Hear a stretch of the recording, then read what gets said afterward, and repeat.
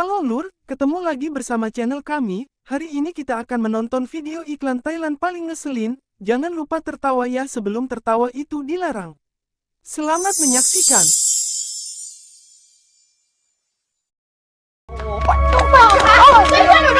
จะออกไม่ออกไม่ออก มีสิทธิ์อะไรมันไล่กูออกจากข้าซะแล้วไปท้าทายแบบนี้ ต้องเจอยันอาจารย์ละ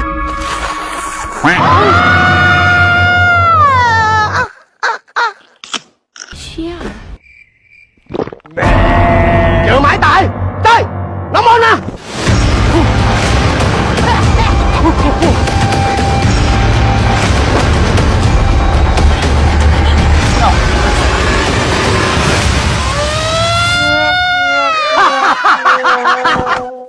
ยังไง เอามิด